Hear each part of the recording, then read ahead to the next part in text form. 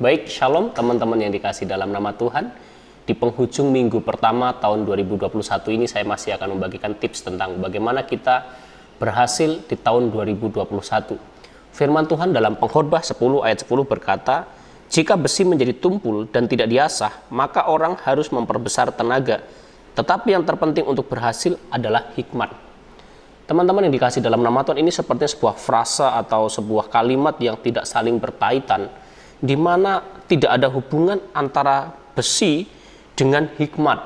Namun kalau kita mau belajar, teman-teman yang dikasih dalam nama Tuhan, ternyata ini adalah saling berkaitan, yaitu berbicara mengenai jika besi menjadi tumpul atau peralatan untuk menebang pohon itu ya, kapak biasanya kita kenal itu menjadi tumpul, maka orang harus memperbesar tenaga. Artinya apa? Jika alat yang kita pergunakan untuk mencapai keberhasilan itu tidak tajam, maka kita harus terlalu bekerja keras untuk mendapatkan keberhasilan, maka kita akan terus terlalu mengeluarkan banyak tenaga untuk menebang pohon itu. Nah, makanya dikaitkan dengan tetapi yang terpenting untuk berhasil adalah hikmat. Nah, teman-teman yang dikasih dalam nama Tuhan, jika hikmat memberikan pengetahuan yang benar kepada kita untuk sebuah keberhasilan, maka kita tidak perlu mengeluarkan tenaga yang terlalu banyak, atau kita tidak terlalu memforsir diri kita untuk mengejar sebuah keberhasilan itu. Pengetahuan akan keberhasilan itu menjadi poin utama di dalam kehidupan kita. Apa makna keberhasilan di dalam kehidupan kita? Itu menentukan bagaimana cara kita berusaha. Apa pemahaman kita tentang makna sebuah kesuksesan, itu akan menentukan bagaimana sikap hidup kita. Jikalau teman-teman yang dikasih dalam nama Tuhan, kalian mengukur keberhasilan itu dari banyaknya uang yang kalian miliki, maka kalian akan memporsir diri kalian dengan waktu-waktu, dengan tenaga hanya untuk mencari uang. Atau mungkin dalam bahasa jeleknya itu orang suka menyebut dengan akhirnya kita menjadi orang yang mata duitan. Karena apa? Karena kita berpikir kita ini sukses kalau kita memiliki banyak uang.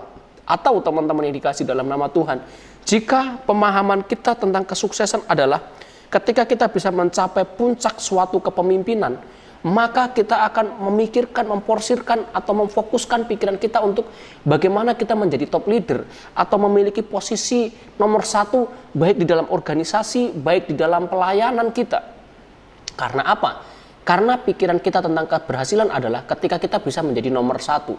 Nah, teman-teman yang dikasih dalam nama Tuhan, berkaitan dengan hikmat sendiri, Amsal 1 ayat 7 berkata bahwa takut akan Tuhan adalah permulaan hikmat dan pengetahuan. Jadi dengan takut akan Tuhan, maka kita memiliki pengetahuan yang benar tentang sebuah keberhasilan. Maka teman-teman yang dikasih dalam nama Tuhan, ketika kita memiliki sikap yang takut akan Tuhan, maka kita akan mengerti makna kesuksesan sebagai orang-orang yang percaya kepada Tuhan. Nah, oleh karena itu teman-teman yang dikasih dalam nama Tuhan, bagaimana pola pikir kita atau apa yang menjadi pemahaman kita tentang keberhasilan, itu akan menentukan sebuah kesuksesan atau akan menentukan sikap hidup kita. Oleh karena itu, jika pikiran kita salah, kita akan memperbesar tenaga. Ketika kita, teman-teman yang dikasih dalam nama Tuhan, tidak memiliki pemahaman yang benar, maka kita akan mengeluarkan banyak tenaga untuk mendapatkan keberhasilan. Sementara firman Tuhan sendiri juga berkata, teman-teman yang dikasih dalam nama Tuhan, bahwa berkat Tuhan yang menjadikan kaya, tetapi susah payah tidak menambahinya. Bukan berarti salah untuk kita bekerja keras. Memang kita harus bekerja keras, teman-teman yang dikasih dalam nama Tuhan.